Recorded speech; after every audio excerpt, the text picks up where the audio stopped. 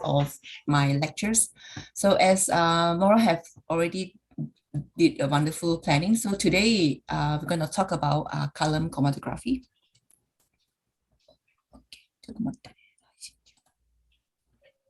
Right. So last week,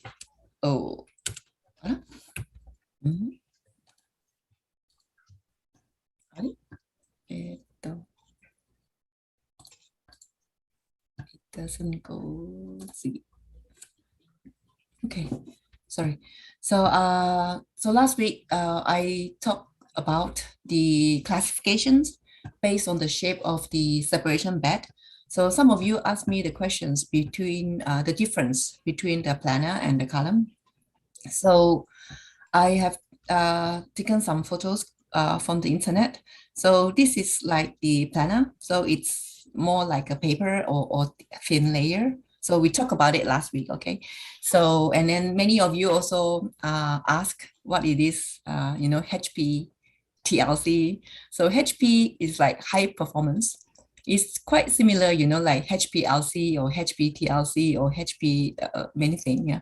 So high performance, usually we means faster separation with better separation efficiency. So in the case of this planner, so one of the most significant difference between the planner and the column is the planner is an open bed. So normally we can call it open bed chromatography, which we don't require a high pressure for the eluent.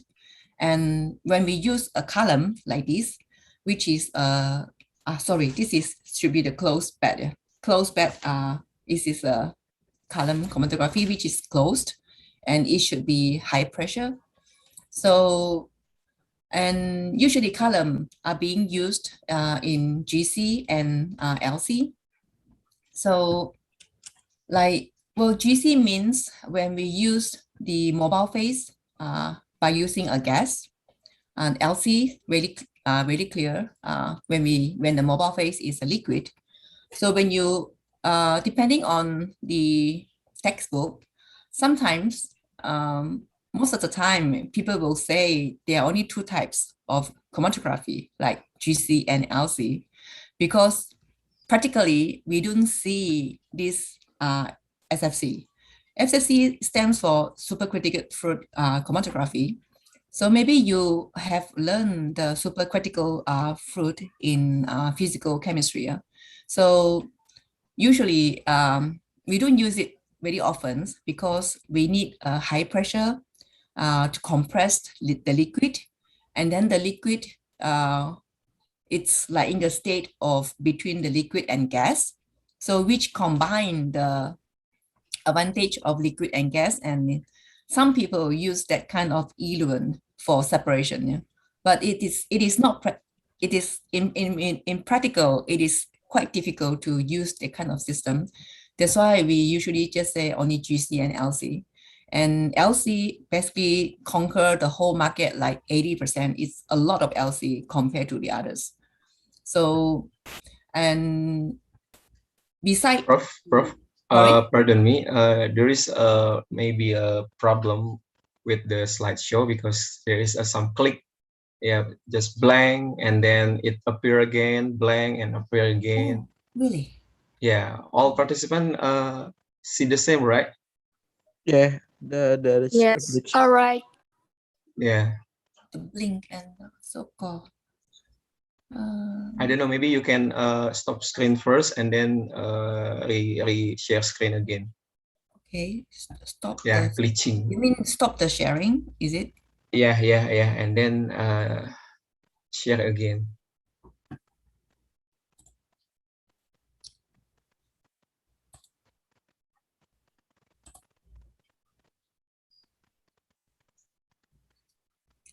How is it now?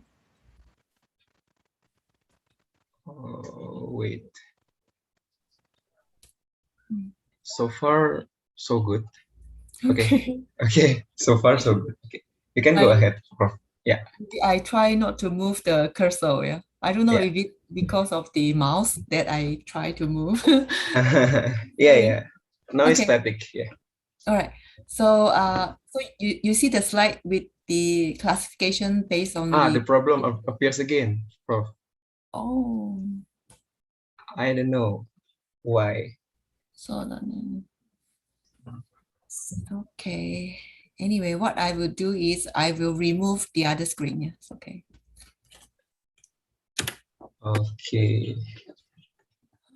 So,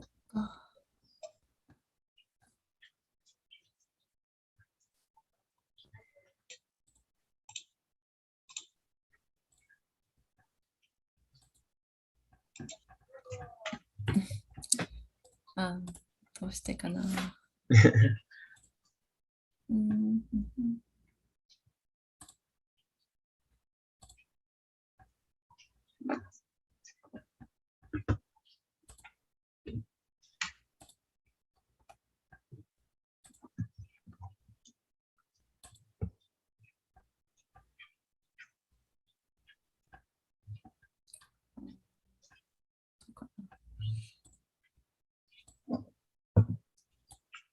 Okay.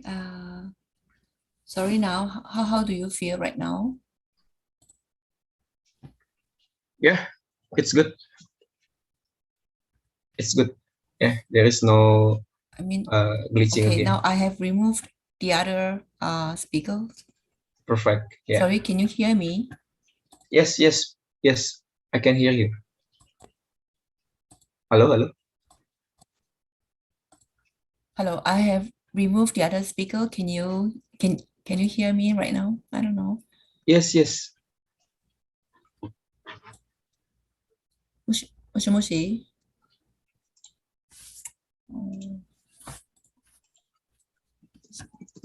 Sorry, you can't hear me, right? We can hear you. Oh, soか. Hello, can you hear me right now? Yeah, yeah, yeah. I mean, previously could you hear, but I couldn't hear anything. Right now I can Oh, hear. sure. Okay. Okay, sorry. Yeah, we can perfectly hear you. Oh, really? So the problem is me, is my speaker then. So now you can see the same slide. How is Yeah. Yeah, do you it's have, good. it's okay? Okay, it's better. Okay. All right. Hi. So where were I? Okay. All right. So based on the, I will, sorry, give my, all right. Then based on the mobile phase, then when we also consider the physical nature of the column of the certainty phase, so usually we have the following four types, yeah, like gas, solid chromatography, and gas liquid, and solid, liquid solid, and liquid liquid. So this is not so critical. So maybe it only depends of the physical nature of the column. So like when we do a classification based on the type of interaction, then well, there are a lot of interaction actually. So, but basically it's depends on partition and absorption. So which we will study next week. And then the week after next, which is on the 16th, I will talk about ion chromatography. So ion chromatography is actually a very big area, and because it's being used in many of the industrial standard method in Japan, especially for the determinations of ionic samples in wastewater from the factories, and also to consider the like the quality of water, quality of the of other water environments like a basin environments in seawater as well. So, and I will also talk about affinity chromatography during that time. This is, well, depends on what kind of affinity. Yeah? Usually when we say affinity, it involves enzyme. And so which is a very like highly selective separation method. Well, it is not included in the syllabus, but I will I would like to share a bit of the size exclusion chromatography. This is because this SEC is quite a big area also, considering the separations based on the particle size. So right now, like maybe you know, nanoparticles, it's quite a problem to us now because nanoparticles have been occurring naturally and also has been used in synthetic products like cosmetic products and food. A lot of things we are using a lot of nanoparticles. So not really a good method to separate nanoparticles using SEC, but in terms of a size separations without any chemical interaction, SEC is quite a major area. So I would like to share these 5 different interactions in the next 2 weeks.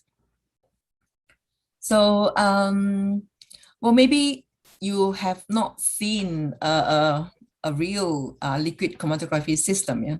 So it's not a very new system. This is an old system.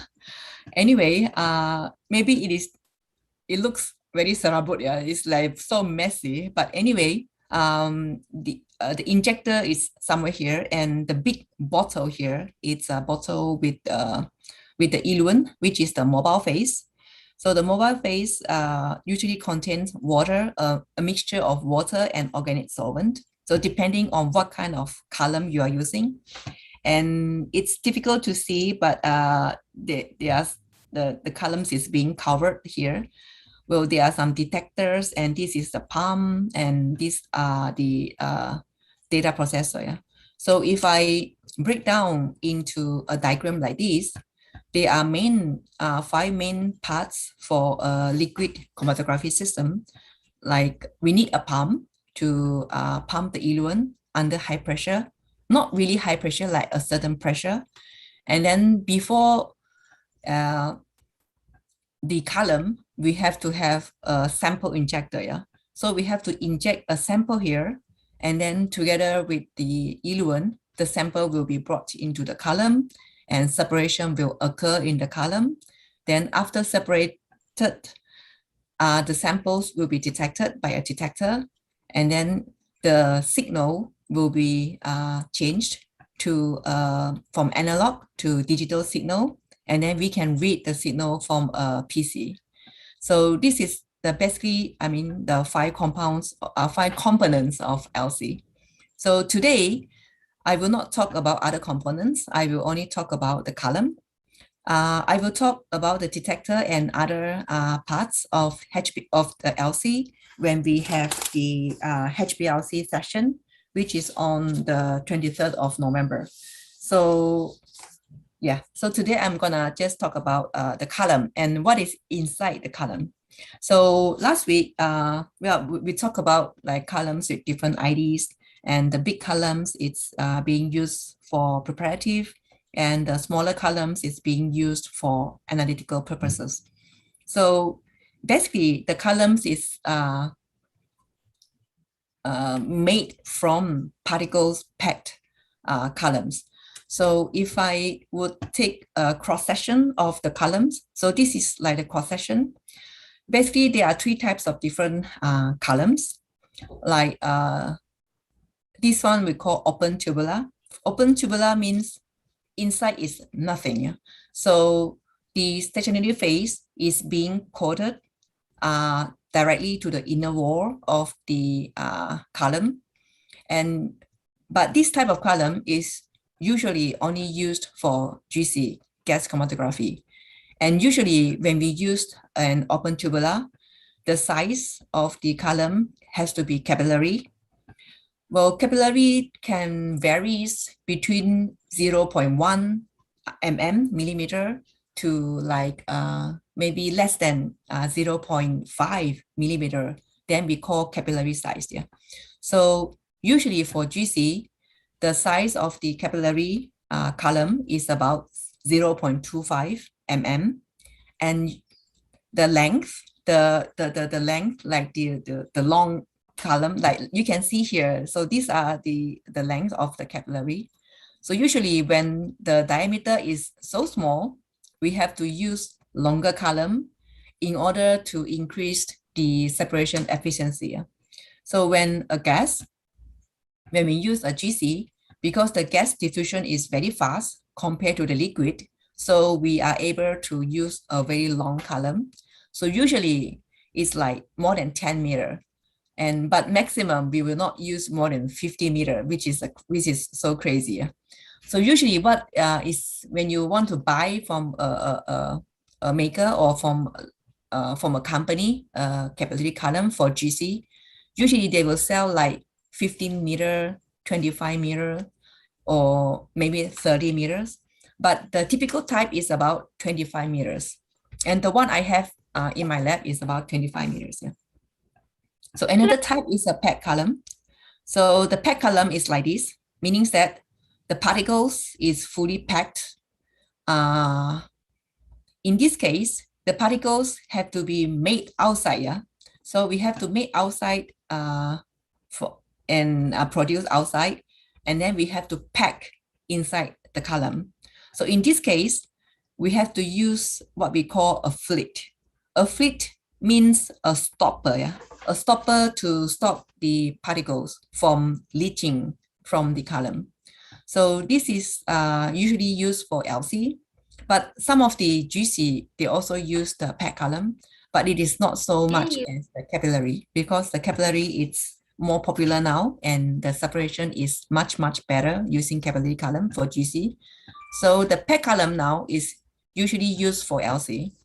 And compared to the open tubular, the packed column has relatively bigger inner diameter. Usually it's between 2 to 4 mm. The typical types, it's the common one, it's very weird because it is not 4, it's 4.6 mm. Yeah. So maybe it's because of the technique when they modify the column. So it's 4.6 mm. It's very conventional and it's a lot in the market, yeah? And it's very cheap compared to other columns. And compared to the capillary, you can see the size is so different. This is meter, right? This is centimeter. And usually it's about 25 centimeter. But sometimes I use 15 because I want to increase the speed of the separation.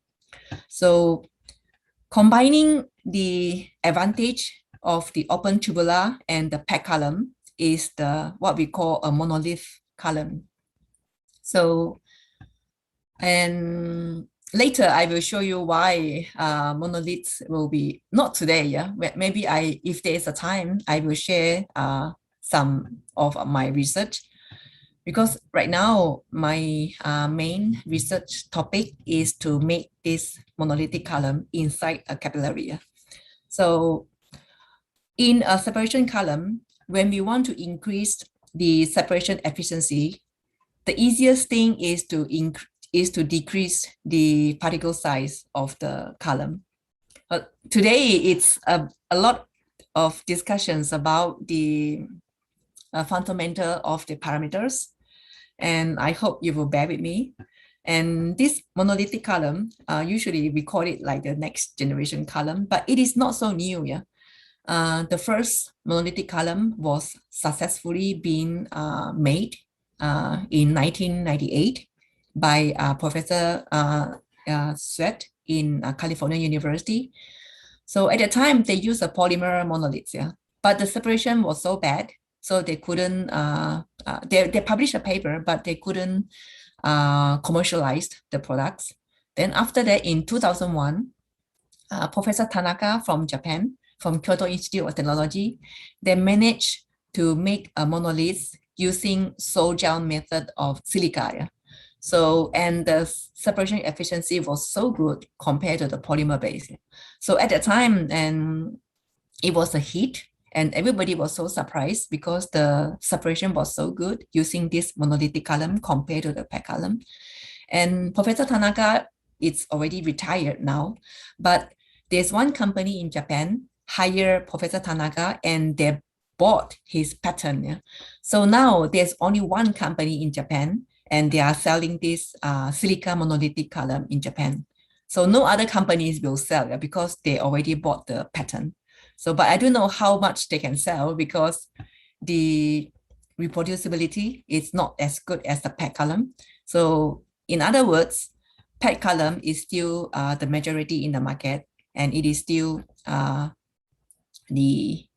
what we call it, the popular ones, yeah. So what is changing is the types of the particles, yeah. So if I would make it in more details, so like based on different separation method, we have to use different columns.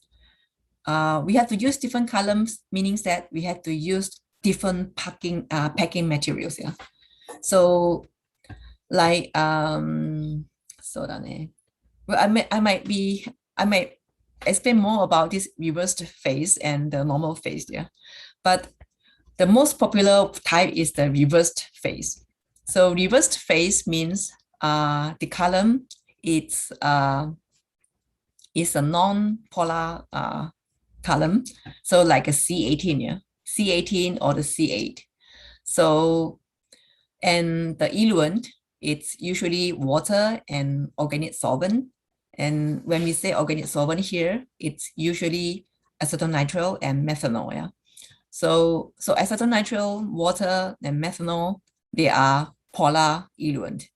So in reverse phase, the column is non-polar, but the eluent is polar, yeah. So in the normal phase, we call it, it's opposite, yeah.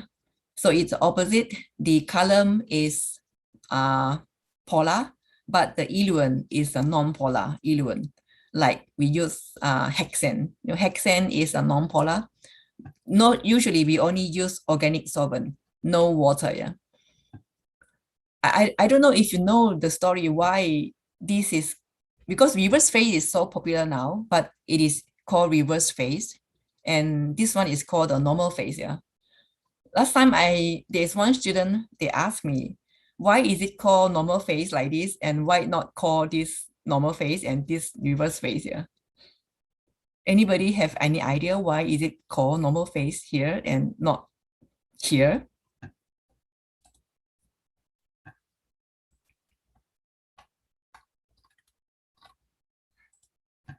Well, it's the reason is actually quite simple, yeah. Because when Z first introduced his chromatography system, he used a silica like a calcium carbonate. It's what we call a polar column with hexane, yeah. So the first person who used it is like this already. So we call it normal. So because based on the first person, yeah. But when after that, many people realize, yeah, because when the eluent is an organic solvent, many cases the sample cannot dissolve in organic solvent, yeah. So when they change the opposite, like a reverse phase, so and it happens that the separation was very good and the applications to the samples was so much better compared to the normal phase. So they call it reverse phase and they are becoming more popular now, yeah. So there's no specific reason, yeah. So because normal phase started first, so they just call it normal. So when we use the opposite, we just call it reverse phase. So it's so simple, yeah. But anyway, reverse phase is very popular now because in any lab, or when we say we have a HPLC system, usually the column is an ODS column, yeah. So ODS stands for octadecyl silica, meaning that it's a silica particles with a C18. So just imagine the carbon 18. So there's nothing, it's just a non-polar thing, but with very high hydrophobicity, yeah. So these hydrophobic and hydrophilic interactions, I will talk about it in detail next week, yeah. So today, don't worry about the interactions, just concentrate on the column and the separation efficiency. So this ODS is usually when we want to separate something, we just use ODS column, yeah, because it's very powerful and it's very good already. So we just changed the concentrations of the organic solvent here. So usually we use like 70% methanol with 30% water. So when the separation is not so good, we will reduce the organic solvents. When the separation is too long, we will increase the organic solvent. So usually we don't change the column so much, yeah, because the column is very expensive. So what we usually change is the concentration of the eluent or the types of the organic solvent. Yeah. So in the normal phase, actually normal phase is quite important, especially for lipophilic samples. And sometimes we also use it for ion pairs in, when it is not effective in other modes. Yeah. And actually HELIC stands for hydrophilic interaction. Anyway, I will try to talk about it next week. I will not touch here. Many people say HELIC is a type of normal phase, but actually it is not. Yeah. Even though HELIC use the same column, but the eluent is reverse phase eluent. Yeah. So meaning that HELIC is a very special kind of separation mode that use the normal phase column, but the reverse phase eluent. With this combination right now, HELIC it's getting so popular in the past 20 years because in the genome analysis, in the separations of peptides, like protein, peptides, everything, many people want to use HELIX. Yeah. And I hope, I don't know, maybe I hope we have time to share about HELIX in the next lectures. Hopefully in the next lectures, maybe in the partition one. Yeah. Anyway, and ion pairs will sometimes you also use C18 or C8 column for ion pairs. So it is for ionic or ionizable compounds, especially bases or cations, so which contain in most of the environmental samples. So another one like the size exclusion, which is usually use silica or cellulose. And please note that when we use a size exclusion, there will be no chemical interaction involved. So if there's no chemical interactions, how do they do the separation? Yeah. So the separations will occur based on the size of the pore that happens to be on the particles. Yeah. Anyway, okay. I will try to explain what I have for today's slides. And if you have any questions, maybe we can answer the questions at the end of the lectures.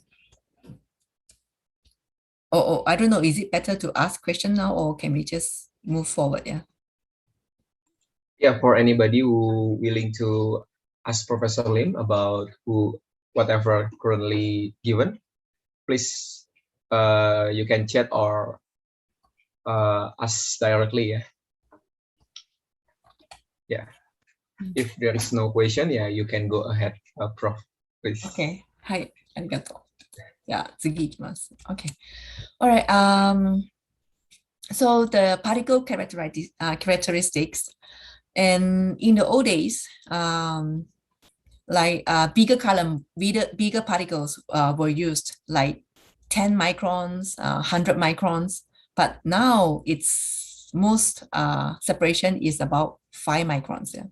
So when we want to increase the separations, we will decrease the particle size and we will also use shorter column. Then in this case, we can use faster separations. Yeah. So in the case of very fast separations, especially for macromolecules, we use 1.5, we call it a pelliculate particles. Yeah. So pelliculate, I will explain this in my next slide. All right. So this is too small, but it is not a total porous materials. So when we say porous materials, it is like a total porous. Yeah. Anyway, and the features of the particles, have to be like we have to achieve like a mean particle distribution of about 50% in order to achieve a stable and reproducible and more efficient columns with lower pressure drop.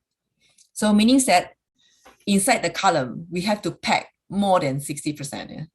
But usually when we pack everything together, if the size is not if the size is uniform, yeah, usually we can achieve the packing packing like about 80%. Yeah. So it depends on your packing technique also. Yeah. So now many company, they have their own packing techniques using different packing solvent. It is a company secret, so we do not know how they pack. But usually in my lab, we will pack using, depends on what column we want to pack.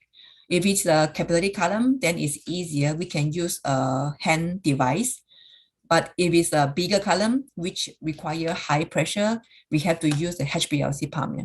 So as long as your particle size is uniform, you don't have any problem to pack more than 50% of the of the particles inside the column. Yeah. Another thing we need to consider is the pore size. We call it the nanopores on the particles.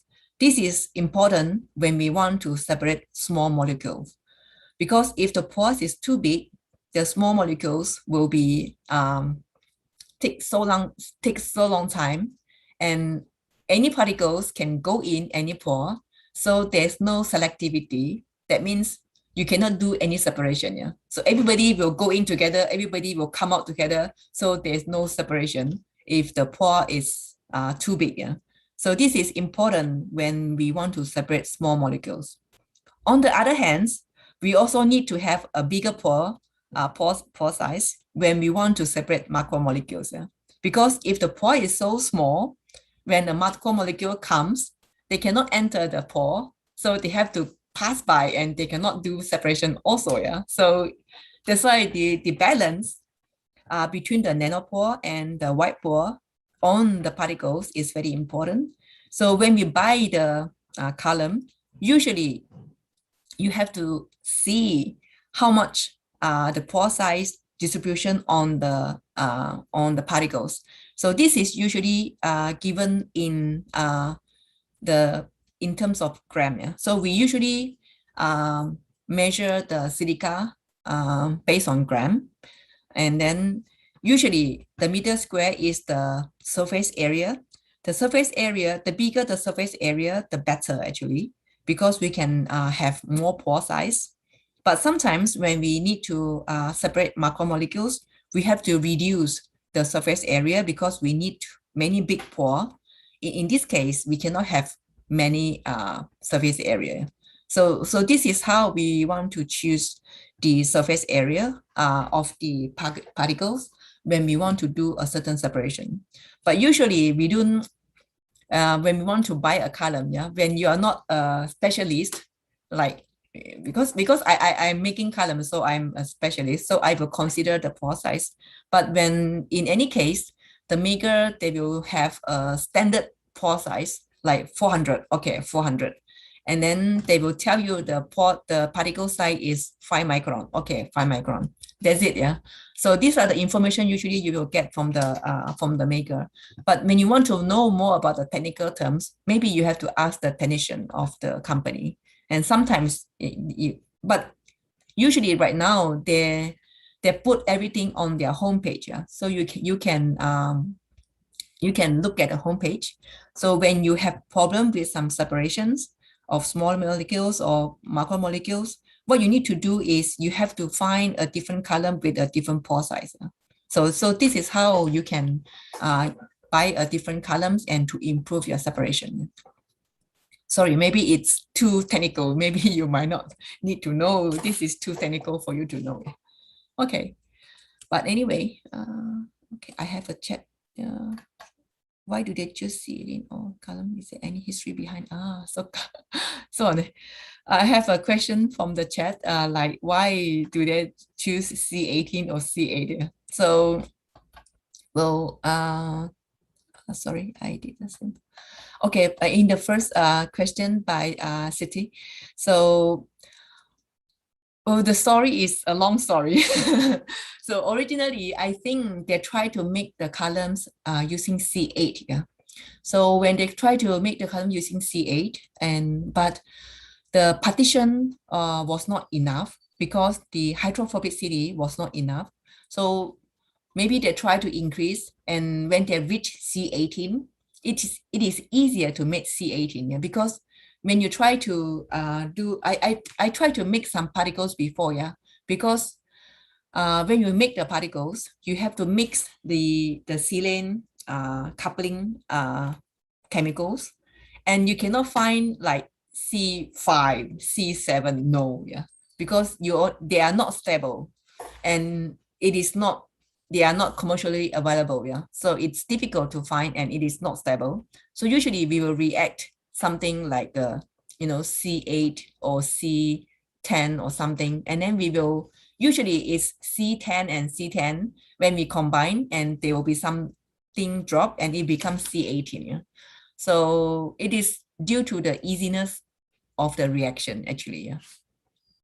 But when we use longer, actually, I want to make C30 column, yeah. But if it's so difficult, until now, I still haven't succeeded making C8, C30.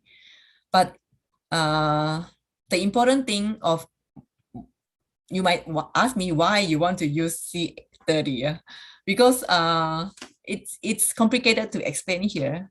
Based on the hydrophobicity of the column, when we use C30, we can use only water as the eluent. Yeah? So in this case, we don't need any organic solvent. We can just use water and to do the separations. But so far, my column was not successful, so I just gave up. And at the moment, my student just made C18 monoliths. Yeah? But anyway, this is another long story. when you start become a researcher, you want to do the reaction. Actually, it is quite difficult to do other reaction. Yeah? And then I have another question from Satria. Hello, my name is, I want to ask simple paper. By paper with ink and water, is it included in liquid and how is it? Or when you have a paper and liquid, we call it a paper chromatography. Yeah? It's more like a planar chromatography. We talked about it last week. I don't know, maybe Maura has shared the video last week. Maybe Satria, maybe you can review our previous week lecture for the gas chromatography. For the paper that you use between the ink and the water with the paper. Sorry, I hope I answer your question. Yeah. Okay. All right. Okay. Right. All right. So anyway, I will show you another easier understanding slide maybe. Oh gosh. All right. Freeze up. Okay. Okay. Anyway, oh, another chat message again. Okay, I will check. Okay, thank you. All right. Anyway, I will quickly go through what I have here, or else we will run out of time again. All right. Oh, yeah. All right. So, okay, I would like to talk about some important parameters that we used to evaluate columns. So sometimes when we say this is a good column or this is a bad column, so what kind of criteria we used to evaluate a column? Yeah? So the easiest evaluations is to use the plate number theory. Yeah? So the plate number theory is it's quite a long explanation. Yeah. So you can read in your textbook if you have a textbook, but I just want you to look at the peak. For example, this is a peak from the separation, like the eluent. When the sample come out, we can detect the sample as a peak. Yeah. So this is the typical peak. For example, it is very symmetry. Yeah? So when we look at a peak, the important things that we look at it is the retention time. We call it the TR, retention time. R for retention, T for time. So the retention time, as I mentioned before, when we use the same eluent with the same column, under the same condition, the same sample will always come out with the same retention time. So by using this retention time, we can quantify what kind of compound or it is. Yeah. And then another thing you need to consider from the peak is the peak height or the peak area. Yeah. So the peak height will determine the sensitivity of your column, of your system. And the peak area represents the concentrations of your compound, of your target molecule.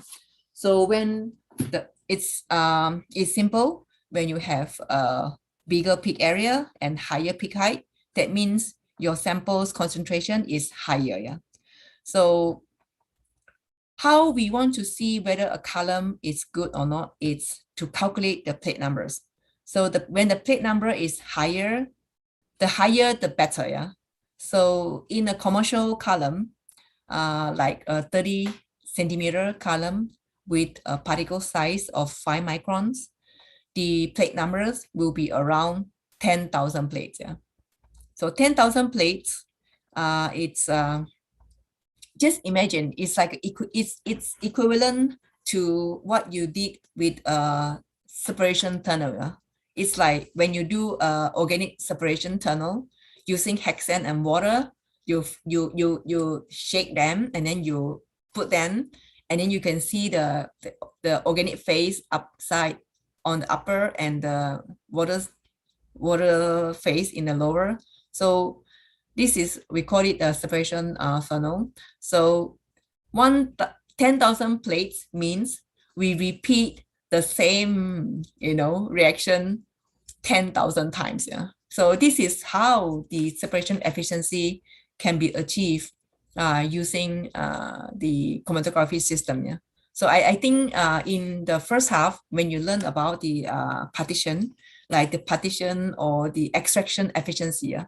So each extraction, it's equivalent to one plate number. You just imagine that. Yeah. So when we say the column has 10,000 plates, meaning that the separation efficiency is equivalent to you do the same extraction 10,000 times. Yeah. So, but anyway, when the column is good, we will have a nice peak like this. Yeah. With a good with a sharp peak, like you don't okay, then the width, like how big the peak width here will determine the calculations of your plate number. So there are many formulas based on this Gaussian. Is a Gaussian peak. Yeah. So when it's a Gaussian peak, there are so many different calculations. So when you have a sigma and retention time, then you can just calculate. Yeah. But usually we do not have this sigma. What we have is the peak width here, like how many minutes here. Yeah. And then in this case, we will change, we will times a certain constant, like 16. This is based on the, like how many sigma you want to use here. So usually we use 4 sigma. So in this case, usually we have to use a certain constant. Like sometimes when some separation is not complete, because when you have overlapping peaks, the whole peaks cannot be used. Yeah. So in this case, sometimes we use half of the peak like this, just use half and half of it. So in this case, we just use width 0.5, which is a half height. Yeah. Half height, H for height. So, well, it's in the modern day, I mean, right now in any HPLC system, the software will give you retention time and the peak area and peak height. Yeah. So by using the retention time, peak area, and peak height, you can have another calculation. Yeah. So, sorry. So this is, you can, the definitions of plate number is an important characteristic of column define ability. Anyway, it's when you have data from the computer or from the signal, usually the software will give you the retention time, peak height, and peak area. Yeah. So usually we use this formula. So plate number equal to 2 pi times this peak height times the retention time times the peak area, and we power to the 2. Yeah.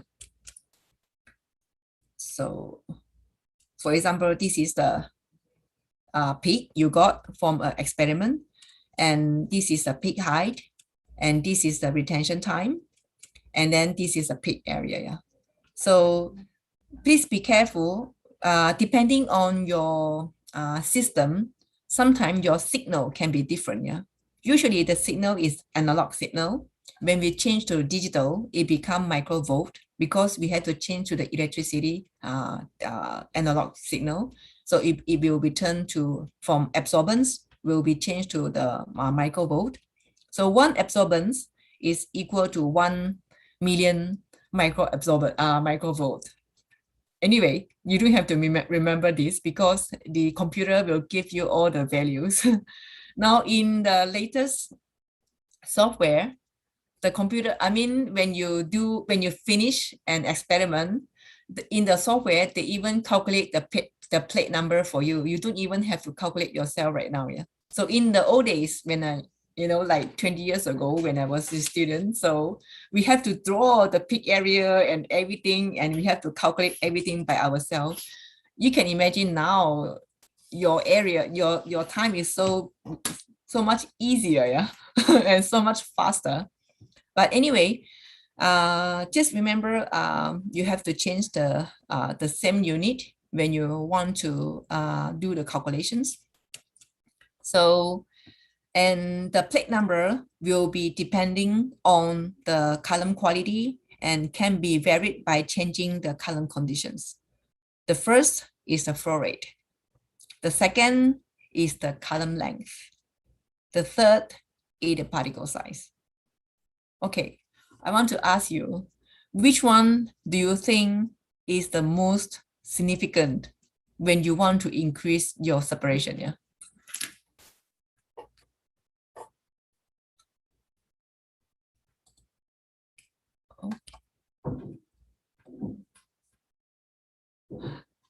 Good question, Siti. I will explain the asymmetry. I'm going to explain the asymmetry in the next slide, actually. Please wait, yeah. Okay. Since I already have a question, so I might as well go to the next slide. Okay, good. Particle size. Yes, very good. The particle size make a very big difference. Yeah. So because when the particle size is decreased, we will have a longer retention time. Yeah. So longer retention time means we can have a higher plate number. Yeah. The same thing when we have a higher sensitivity, we also can increase the plate number. Yeah. But oppositely, when the peak is so bad, like broad, like asymmetry, like broadening, then the plate number will be so bad. Yeah. So thank you for the answers. So I will go to the next slide. Okay. Another thing is like, like when we want to compare a column, sometimes it is not fair to compare because different columns can have different diameter. And when the different diameter will also, how to say, will affect your plate number. Yeah. So sometimes we will have another more like better, we call it like fair comparison. We call it this is a plate equivalent to like a height. We call it like a plate height. Yeah. So plate height means the plate number have to be divided by the column length. can you get it? Yeah. So for example, this is a column. Yeah. So this column is about 30 centimeters and the diameter is about 4.6 mm. So when we want to calculate the plate height, meaning that this is the length of the column, excluding the casing. Yeah. So we only calculate based on the particle, based on the length that have the stationary phase, excluding this part. Yeah. So this is the length. So the plate height meaning that all the small one inside that can have the separation efficiency. Yeah. This is the H. Meaning that when the H is smaller, the column is actually better. Yeah? Opposite to the plate number have to be higher, but plate height has to be lower. So good columns meaning that we have higher plate number but lower plate height. Just a simple questions. If your column length is 100 mm and if your plate number is 1000, how much is your H? 0.1. Yes, 0.1, thank you. So you have unit or you don't have unit? What is your unit? Unit satuan. Unit.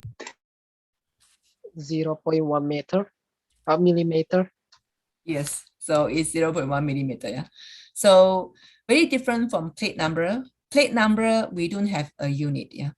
But for plate height, we will have a unit. Yeah. So mm is not so good. One of the best column in the world have 6 micrometer. Yeah. So you can imagine how many plate number they can achieve. Yeah. So for my lab now, for 1 meter column, we achieve 55,000 plate numbers. Yeah, but it's sometimes so difficult to maintain. So when I was I always give my student like a standard. Yeah, we don't want to make so long column because to make a long column to increase the plate number is so easy. I always tell the student, if you can make a 10 centimeter column and if you can achieve 10,000 plates, then your column is a champion column. Yeah. But so far we cannot achieve. The maximum now it's 9,700, still a bit more. Yeah. So we hope we can achieve with the monolith column, but using the pack column is almost impossible. Yeah. But anyway, just now, I think City has a question about what if the peak is not symmetry. Yeah? So this is another very difficult and very important point we have to consider because not many times the peaks will be symmetry. And then we say tailing peak or sometimes we say the leading peak. Yeah? So leading peak means when we have like a center line here. So the S1, when the S it's less than 1, means that the second half is bigger than the first half. So sorry, opposite. Yeah. So when you have something bigger at the back, we call it a tailing peak. Yeah. So when you have 1-to-1, then it's a Gaussian distribution, is a symmetry. Yeah. So when you have a leading peak means that you have something like like this. Yeah. So we hope we want to get a symmetry Gaussian distribution. Yeah. But sometimes due to the pressure or sometimes when your packing particles or when your particles become broken a bit by a bit, then sometimes you will have a tailing peak. Yeah? So in this time, sometimes it's because you have some rubbish and you have to wash your column. So after washing the columns, sometimes, most of the time, you can have your symmetry column back. Yeah. So usually we also calculate the symmetry factor. So when the symmetry factor is calculated using this, it's just simple, yeah. Like we just consider the F, make it into half. So here is the weight using the 0.05 height, and the F here is here. So just divide by 2F, yeah. So we just consider this as when you have 2F mean you have a symmetry, totally symmetry ones. Yeah? So you just have to divide it by this. And so this is a symmetry ones. So when something become asymmetry, it is difficult to there's no choice, yeah, because your plate number will be so bad, yeah. So in this case, what we normally do is we use the half length. We don't use the whole peak, but we use the height, the half height. Yeah. Okay.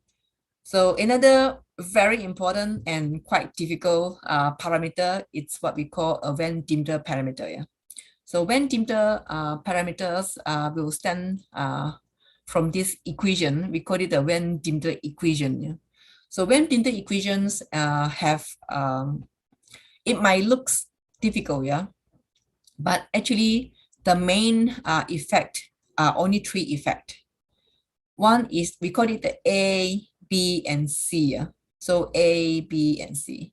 So A is caused by the multiple pass effect, and B longitudinal diffusion. So it's diffusion of gas and diffusion of liquid is so different. Yeah?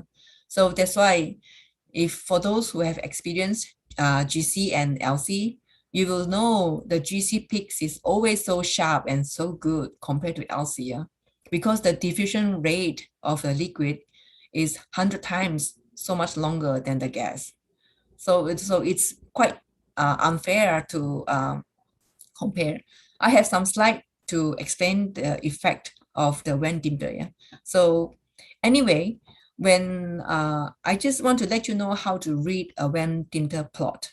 So Van Dimbler plot, it's usually plot by, you have to use, when you have a column, what you have to do is you choose a suitable eluent. Usually we will use methanol because methanol, the viscosity, we know the viscosity, and compared to water, it is higher viscosity and it is lower viscosity and it is easier to calculate. Yeah. So then we have to change the different velocity. So when we change to different velocity, that means the plate number will change, right? Because the retention time will change, everything will change. Yeah. So if the column is so good, meaning that in any velocity, you will not change the plate number, yeah. But in reality, it is almost impossible, yeah. So meaning that when we change the velocity, the plate number from a very good plate number, it will drop, and then after that, it will increase again, yeah. So this is the typical shape of a Van Dimbler plot, and the lowest of the plot here, it's your optimum flow rate. Yeah. So this is the time when we have a column, when we make a column, but we don't know whether which is the best flow rate to use for a certain, for this column. So you can find a few velocity like a flow rate, and then when you have the maximum sorry, this is not plate number, this should be plate height. Yeah. So lower plate height, this should be plate height, H, not plate number. H is a plate height. Yeah. Do I have a question? I will explain the division later. Yeah. Adani. Okay. And all right.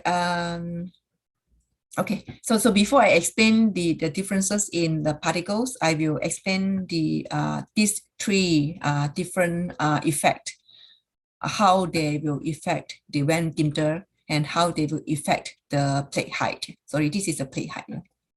So the first effect is the multiple path. So multiple path stands for, sorry, Sorry, this is just some of the different kind of shape. Yeah.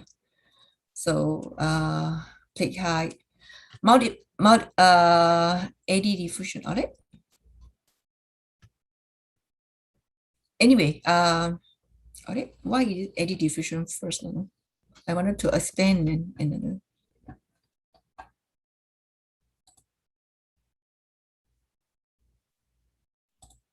okay. Anyway, I will explain the first one first. All right.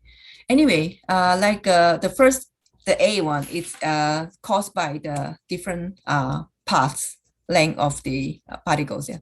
For example, sometimes your packing particles cannot be uniform like this, and then when you have analytes, like your sample here, there are many different possible way a sample can go inside the column, right?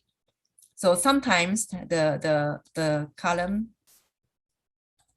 can go here first and go there, go here and go there. So different, like the same compounds, the molecule is different. Yeah. So when you have I mean each molecule, they will move according to a different split, to a different speed. Yeah.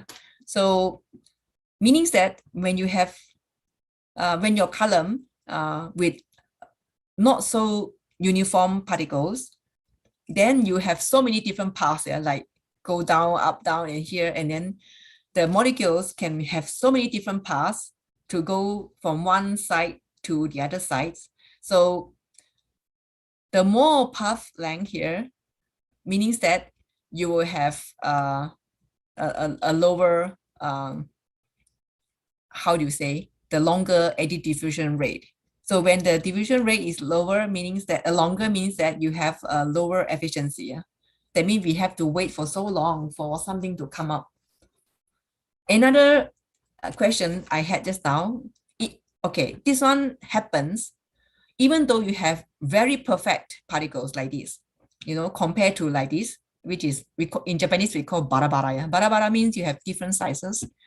Okay, in the second case, when your particles is so perfect like this, yeah, so you don't have any eddy diffusion, but you still have these longitudinal diffusions. This happens because when, even though they can go with the same speed, but the movement will still be different, yeah, because the column will still have like this long, and when something move inside, you still have to feel the whole of the diameter. Yeah. So this effect can be reduced if we reduce the diameter of the column. Yeah. So this is what we call the longitudinal diffusion. Yeah. Even though your particle size is perfectly good compared to the eddy diffusion. Yeah. So another type, sorry. So, okay. So this one, when your sample, when your diffusion is less, your peak shape will be like this, sharp. That means most of the sample will move together, yeah? And the shape will be like this and all the way come out, yeah? But sometimes the diffusion will be longer like this because you still have some particles moving slower and you still have some particles moving faster. And this is happening when you have a liquid, yeah? Compared to gas, the gas is less, yeah? So what you call the liquid, it's more, yeah? So when you have something like this, then your peak shape will be worse like this, then it will affect your plate number. Yeah? Another one, well, this is the actual concentration. Okay, another effect is we call it the mass transfer effect. Yeah. So mass transfer effect is like, just imagine this is the mobile phase and this is the stationary phase. So the mass, the sample will have interaction between the mobile phase and the column, the stationary phase. Oh, sorry. Okay, thank you. Hi. So in this case, when they move along, they will come here, or okay, they don't like the column, they will go to the liquid, and from the liquid, they will change the column. So when you move along, you move between the mobile phase and the saturated phase.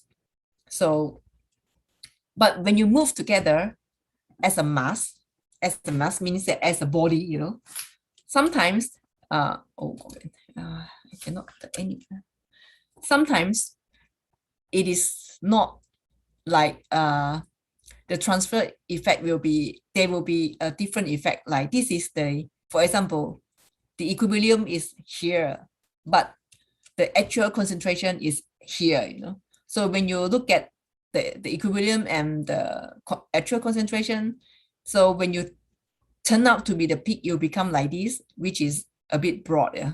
So this is also effect from the eluent and the saturated phase. So this is happening between the size here actually. So meaning that if you use smaller particles, the space between the particles and the space here between the particles will be lower, and then your mass transfer effect will be lower. Yeah. So meaning that the easiest thing is to use small particles. Yeah. But in reality, it is difficult to use small particles because the pressure will be so high, and your pump, everything, injector, everything will be broken. Yeah. So that's why it's we have to have a balance how we want to do this kind of like consider a different kind of effect. Yeah.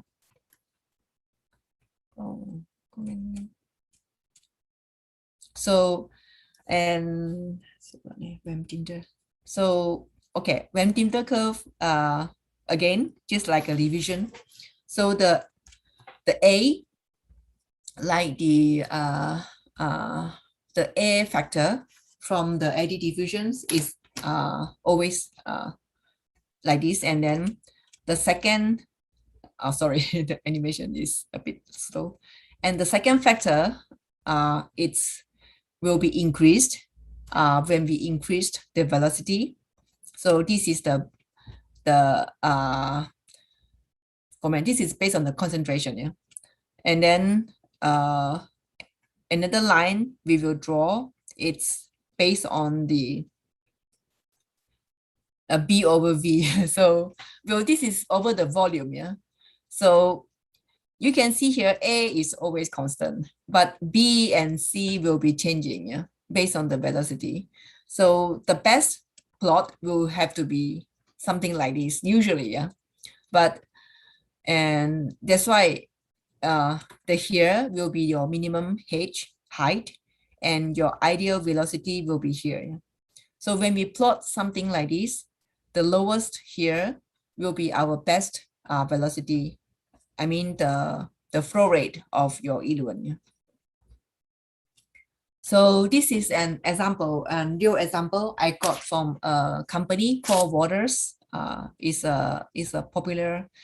Waters is a company that first commercialized ultra HPLC. Yeah? So ultra means they use 1,000 atmospheric pressure with 1.9 micro-sized particles. So which is, they say it was the highest pressure for HPLC system at the time. Yeah. So I think they published the paper in maybe 2001. Yeah, in a very popular journal called Analytical Chemistry in America. So sorry, before I explain, I have a question. Is it? Oh, okay. Thank you. All right.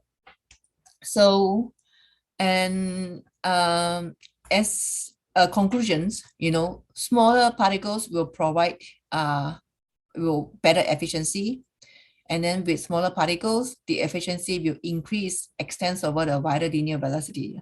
So maybe it's difficult to understand if you read the comments by broader companies, but if you just look at the shape of the plot, like the 10 microns particles, the plate the plot will be here, yeah.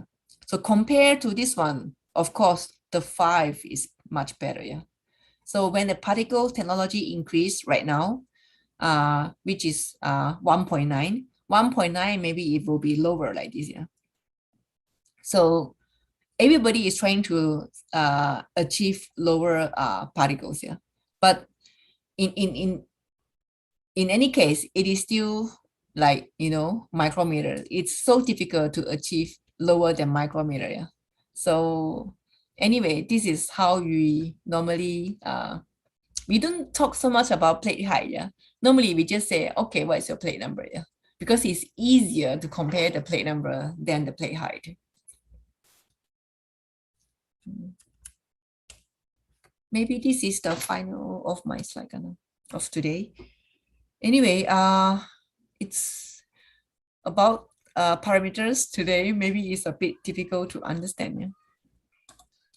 Okay, sorry, this is my final slide. I will keep others. Maybe it's too much to learn in a day, but I would like to accept some questions if you have questions. Yeah, please, anyone who willing to ask Professor Lim about today's material, please. But I want to ask you my curiosity, Prof. Lim, about 50% of diameter particle. I still don't get it. How to yeah, practically understand it. Like what the meaning of 50% from mean particle size distribution? So the name, you know, when we usually pack something, yeah, so we have to get like we don't use particle with different sizes, yeah.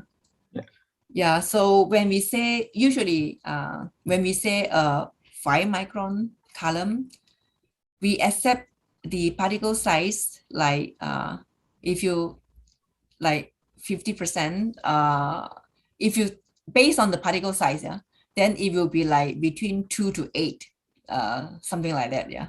So plus minus 3, with less than like plus minus 50% from the mean of the. Oh, okay. Yeah.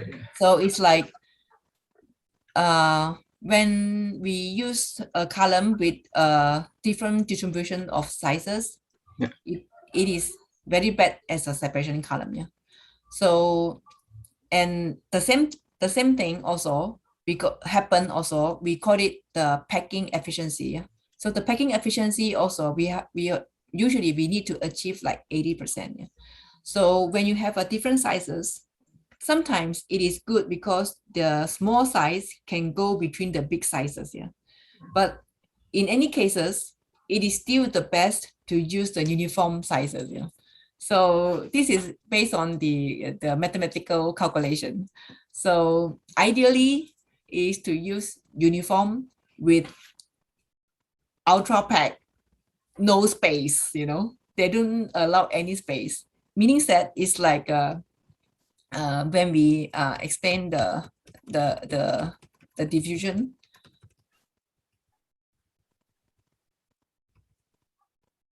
So like, you know, these kind of different types of particle, yeah. So the particle distributions have to be like when you have because the particle is so many, so it is so difficult to get the size distribution, yeah? So usually we will use we will use a zeta sensor. We call it a zeta sensors. So we will use a buffer. So we'll use a buffer and we put all the particles you have made into the buffer and we will shake it. And then we will use the light scattering method to see the particle size. So when the particle size, it's so big and so small in between, we have to get the average. And if the average between the big one and the small one, it's more than 50% is actually not so good. Yeah. So in this case, if you have more than 50%, means that your space between the particles will be so bad. But if you use the uniform one, then you can have a super pack condition. Yeah. Like you can pack perfectly. Yeah. So, but in reality, it is quite impossible to pack perfectly. Yeah. Yeah. So it's by theory. Yeah. By theory, we need to achieve that. But in theory, in practical, it is quite difficult to achieve a perfect packing. Yeah. Yeah. Oh, thank you. That is a very good question. Thank you. Okay, thank you, Prof. Hi. Okay, for students, all participants who are willing to ask Professor Lim directly or via chat, please. Okay, ada nih. Ya, please. Dozo. Hai. Saya dulu atau itu tadi? Ya, ada nih. Mangga, mangga. Boleh pakai bahasa Indonesia tidak? Boleh nanti saya Boleh. coba translatein kalau beliau nggak ngerti. Oke. Selamat sore Profesor. Jadi saya ingin bertanya mengenai peak. Kan yang tadi itu untuk mengetahui jumlah peaknya itu dari satu peak gitu kan. Nah, kalau misalkan peaknya itu seperti ini, bisa terlihat? Wait. Ya. Wait. Yeah, maybe I Bisa will. terlihat tidak? Yeah, I will stop. Maybe Okay, you can. okay. You can. So. Yeah, if there is a peak like this, Prof. Yeah. Hi. So. Yeah. So bagaimana kita menentukan jumlah partikel yang itu? Karena kan dalam itu kayak apa ya? Satu gitu ya? Like overlap. Sorry. Ya satu. Jadi kayak ada dua puncak, tapi dia di bawahnya jadi kayak satu gitu. Yeah. If any overlapping, Prof, how to calculate the particle size, kind of like that, yeah. Yeah. So, meaning that your chromatogram is achieved using a size. You mean using the size distribution chromatography, or sorry, what do you mean? You want to ask about the particle size ya? Partikel. Jadi jumlah kan tadi untuk menentukan berapa banyak partikelnya itu kan jumlah plate. You mean jumlah plate. Yes. Plate number. Yeah. Okay. How we can calculate the plate number if the peak is like that? So I will draw again.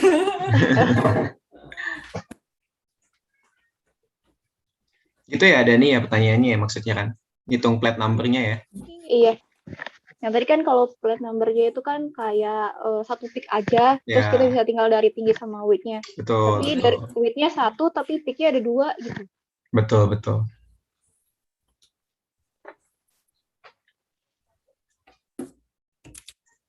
So, anyway, I don't know if you can see this one. So this is what you mean, right? Yes, okay. Yes. All right. So usually when you have peak like this, so what we do is we will draw a center line here. Yeah.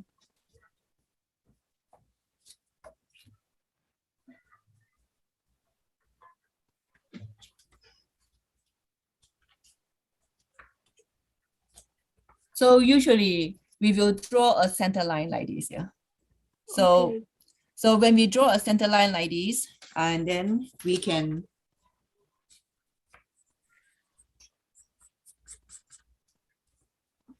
for example, the peak A, we will use this peak A to calculate for peak A. Yeah. Yeah. So this is happening when you have a mixture of sample that you cannot separate. Yeah. So if you want to calculate the perfect concentration, usually we will do standard addition method. Yeah. Standard addition method meaning that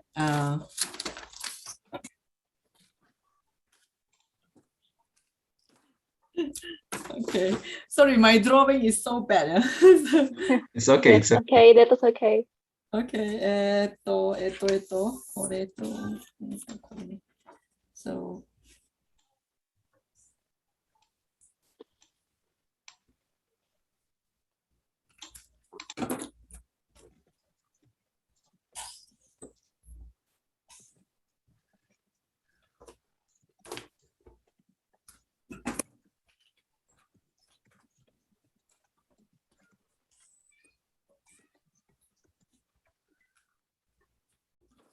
standard addition method means we will use 3 different concentration. Yeah? So when we have 3 different concentration, then we will have like the experiment first time. Then when you have a different concentration, you have the second time. Bigger, when your concentration is bigger, you can have a different peak area and peak height. Then when you have a even bigger one, then you have a bigger one.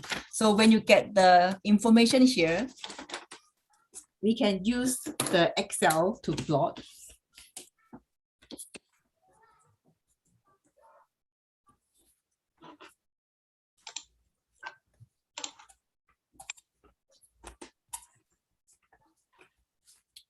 So for example, when you have 3 different concentration, we will use the Excel to plot, for example, the peak height, yeah?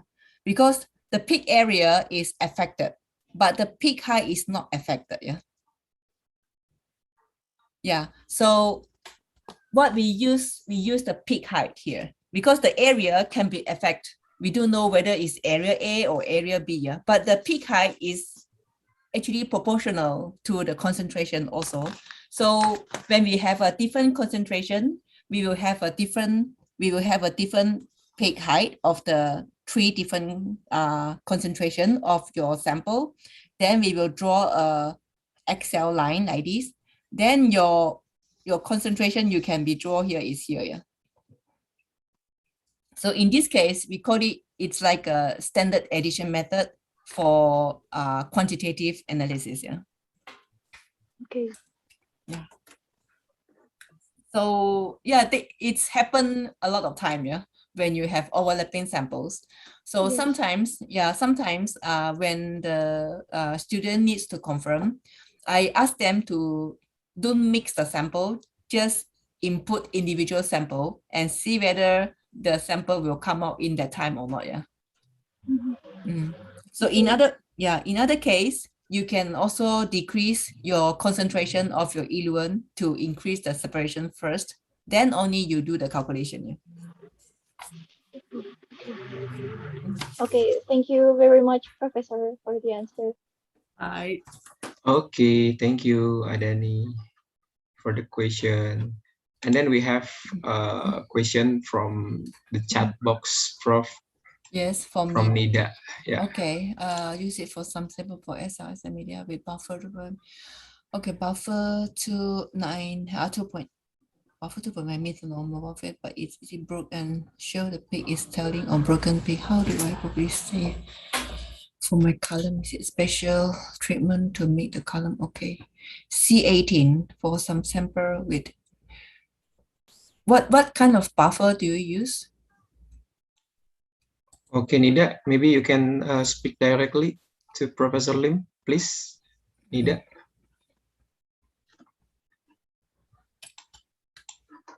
Hello, Nida. Like your Nida?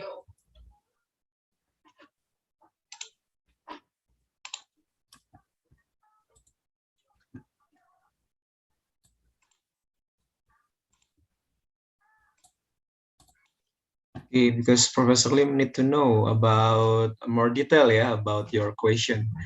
But so then she say it's about telling, right? Sometimes even depending on your buffer, yeah, because your C18 is a silica materials. If your buffer pH is too high, then your particles will be dissolved in the alkaline buffer. Yeah. So for 2.9 is your pH here.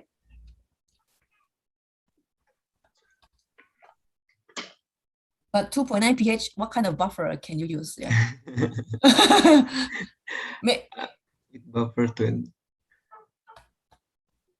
But anyway, if you do washing and you cannot recover your peak, like a telling peak, sometimes it's because your column has some empty space in the beginning of the column. Yeah.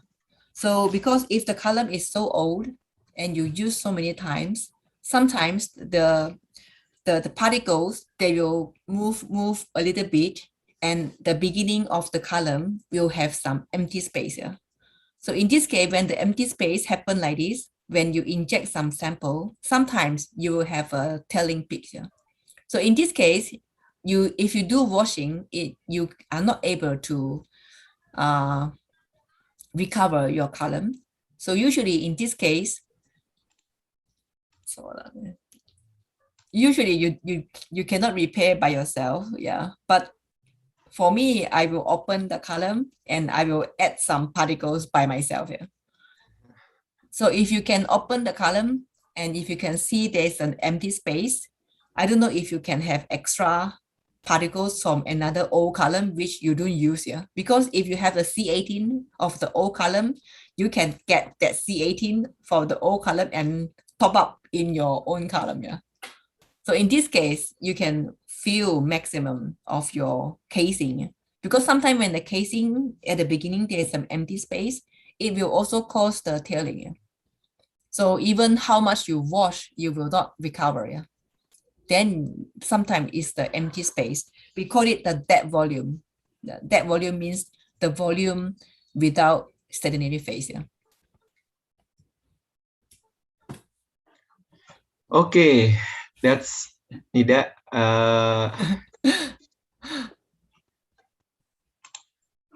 Oh my. Yeah.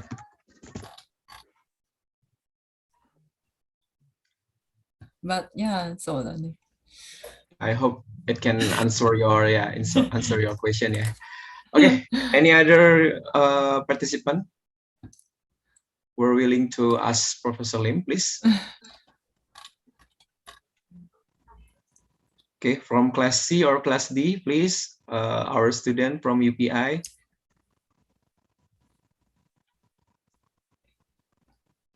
If not, then Mora will give you homework. Yeah. Sure. I will give them.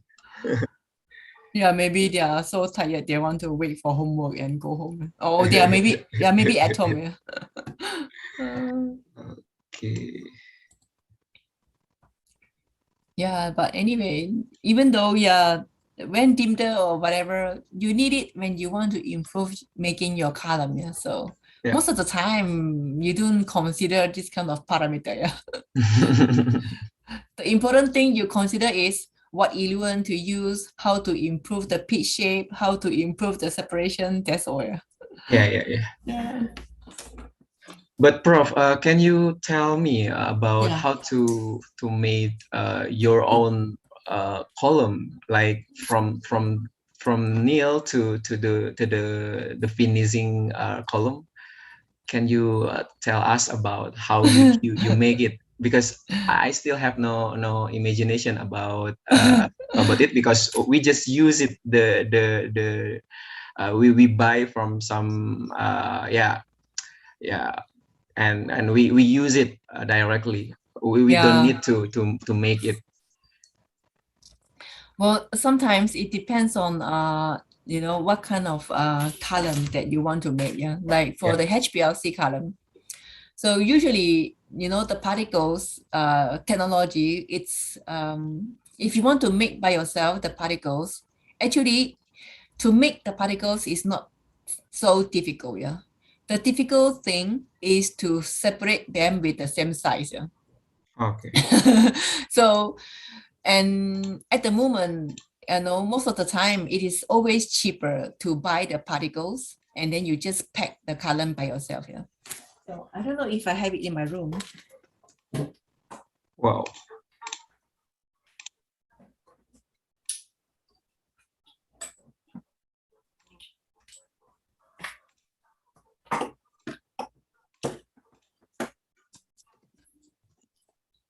So usually when I buy the particles, they will send like this, like something. And this one is the empty one. This one is when I try to use the helix column. Yeah. It's already empty. My student asked me to buy a new one, so but I haven't buy yet. So if you look at the label like this, these are from the company, and these are how to say, it's a specially traded column. This is for Helix, yeah. So which is not in the market actually. So I just asked the company to make something like this because it's easier for them to do the size separation. If you look at the powder they made is so good, yeah. So yeah, for us here, because we don't have enough facility to do the filter, yeah. And then so usually we just buy and then we just pack by ourselves. And sometimes I have some students who already joined a company.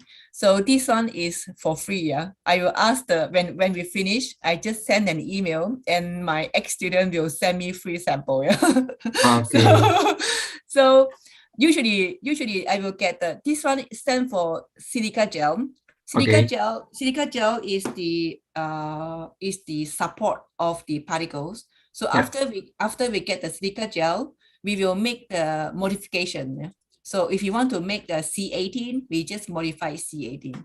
If you want to make ion exchange column, we modify amino group on the silica gel. So after we do the modification, then we will decide what kind of column we want to pack in. So depending on if packing is a capillary column, then it's easier to pack because the pressure is lower. We can just use like a syringe something and to pack. Yeah. Maybe next week if I can show you how the thing we use to pack column, maybe I can have time to show the packing. It will be interesting. Yeah. Because next week about the absorption and the mechanism, because most of the student you already learn in the extraction. Yeah? So I was wondering, maybe it will be like repeating. It sounds so boring. Yeah? I don't know. Maybe I don't know if we want to change to like packing or capillary or something. I don't know. Yeah. Anyway, I will try to get some empty column, and then I don't know if I have some better. I will get a transparent bottle, then I can show you the particles. So this kind of bottles, I have more than 100. So we made so many different particles with different reactions. But most of the time, the separation is not so good. Yeah. Because C18, it's already so mature. It's a mature column, so there's no research. Yeah, because we want to do research. So now mostly we do ion exchange column. Yeah? So how to increase the exchange efficiency and how to do the applications in different separations of anions. Like the separations of anions also, it's very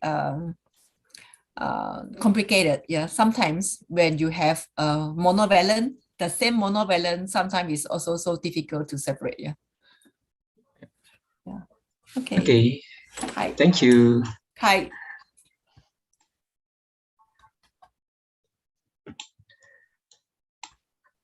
Okay, any other question from all participants here? Please, if no, we can close this lecture, of course. Okay, Sultan, please. Mau langsung Sultan atau mau chat? Oh, boleh langsung aja, Pak. Boleh, mangga. Okay, ma'am, I would like to ask you a question about the chromatographic experiment, especially that you have been told to us. In a several experiment that I have been studied in last semester or in last change that I have been studied about. Yeah. I've been given the link or something like, the website that we can do the practicum online. So the mechanism and then some like tutorial to do the experiment. So do you have any other suggestion or website that we can use to practice to do a chromatography column that you have been told to us or something like that. That's from me. So Dane, no, we don't have a good website for that. Yeah. So usually we just give, for us now, we give practical classes. Yeah. So the student will come twice a week to do the practical, but usually because to pack column and to do the separation, it's so much time. So we just teach them how to use the TLC. Yeah, I think, I don't know if your software, whatever homepage, maybe you can share with me and I will take a look at the homepage. You need it too. Maybe I need it too. Yeah. And then we have Yeah. another from Atisti, Eka. Oh iya, jadi gitu ya Sultan ya. Okay. Okay, Sorry, next. Okay, sorry, thank you so much. Sultan. If you can make something for us, maybe it's better. Okay, ma'am. Iya. Thank you. Hi. Iya. Adisti, thank mangga. Ya, terima kasih Bapak. Oke, thank you for name. Hi. My name is Adisteka Putri. I am from class D. Okay, I have a question. There are any factors that affect the accuracy of the separation result by column chromatography, and is the compared to thin layer chromatography with column chromatography, which process is faster time? Thank you. Oh, okay. So the second question is easier, so I will answer your second question first. So compared to the TLC, and as in the beginning, I told to you the column is a closed environment and the TLC is an open environment. So the main difference between the two is the pressure.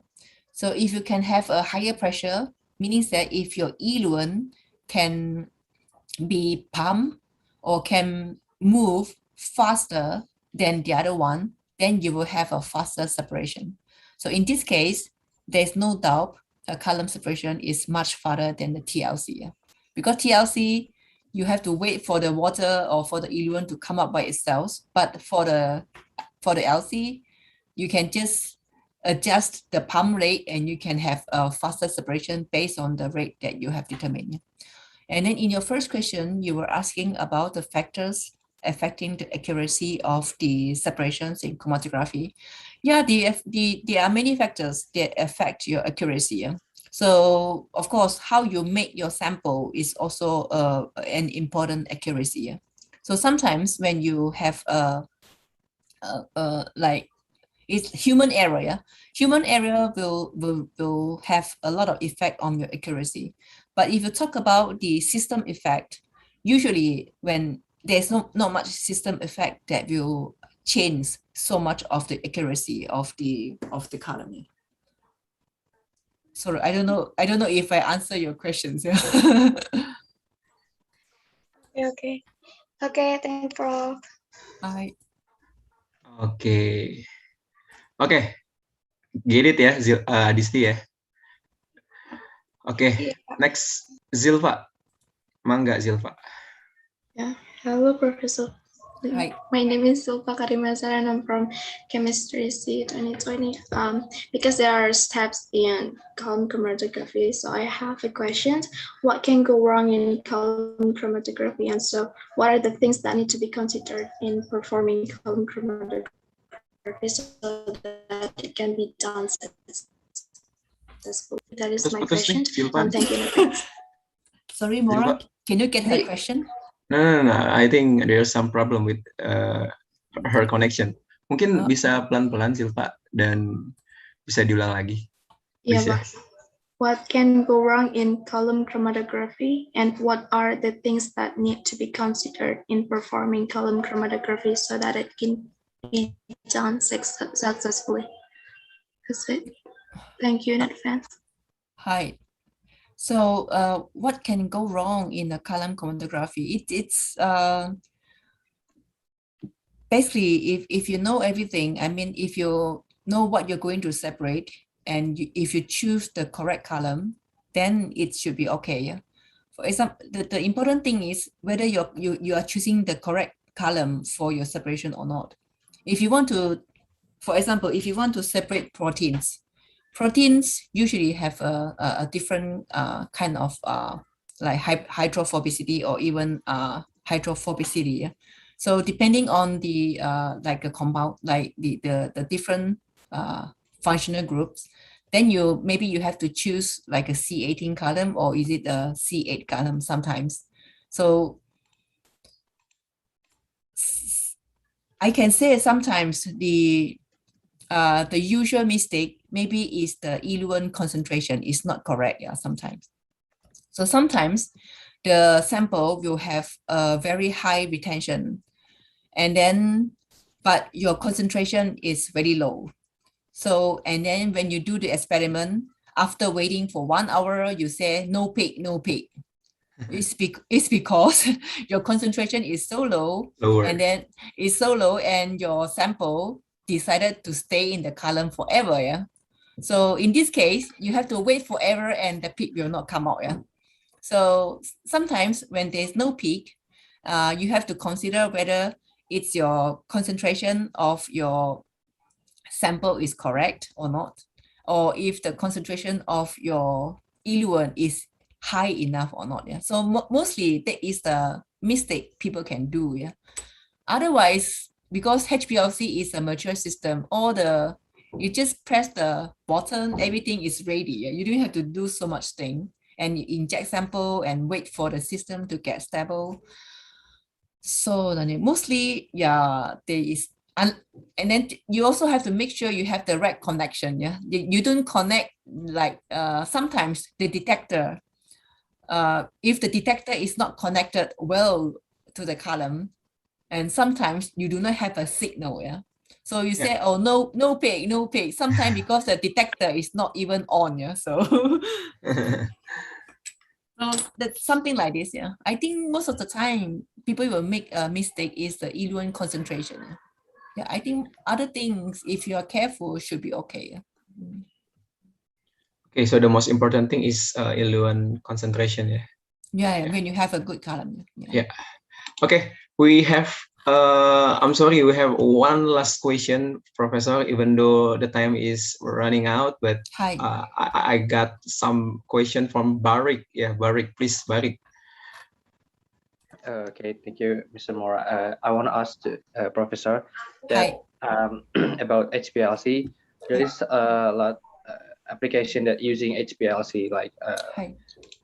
forensic or pharmacology or anything else a lot. Yes. But Yeah. because I'm not really watch by myself the HPLC, just like after seen from the video, from the book, I'm not really sure about the function. What is really the major advantage HPLC itself, Professor? Oh, so I just want to I just want to ask you, are you using, beside HPLC, do you use another method to do anything in your research? Actually, because now I haven't go to the lab because the pandemic. Okay. Yeah. So I'm just from the video, Professor. I'm not really go to the lab like that because I'm getting confused. Yes. Okay.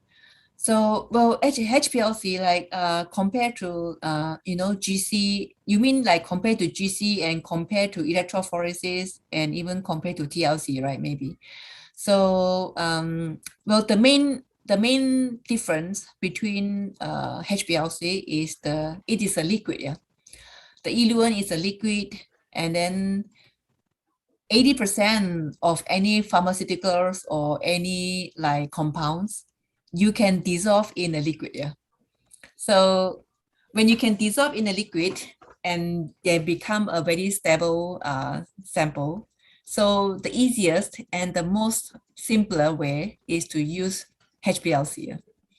So for the case in pharmaceutical, because most of the time the compound is chiral compound. Yeah. Chiral compound means it's like your left hand and right hand, right? That means they are exactly the same compounds, but they have different effect as a drug. Yeah. Sometimes when you have a lemonade, yeah, a lemonade L will give you a lemonade smell, but when you have a D, it's a different it's a different kind of smell. Yeah. So that means in that case, we have to use a chiral column. Yeah. So in other words, it's only HPLC that you can use for the separation. Yeah. And for me, because I use HPLC, I am a liquid chromatographer. So of course I will say HPLC is the best. Yeah. But some people, when they use electrophoresis, they will say electrophoresis is so much better than HPLC. Yeah. But anyway, the main advantage of the HPLC is because we use the liquid. Yeah. And 80% of any sample you can dissolve in any liquid. Yeah, and they become so stable. Yeah. So this is how we can do a stable analysis of any sample. So when you want to analyze something, when it is not stable, you cannot analyze, yeah, because they keep changing. So that is, I think that is the most, maybe that is the biggest advantage that LC can have compared to other methods. Yeah. Okay. All right, thank you, Professor Lim. Hi.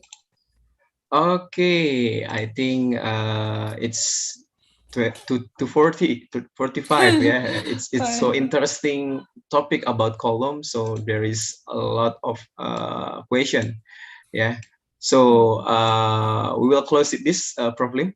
Hi. Okay. So do you have any other maybe talk to our student? Last. No, not really. No. Just be careful. Just be careful. Okay. Okay. Well, we are in the end of our second lecture. So thank you so much for Professor Lim for the awesome explanation about column chromatography.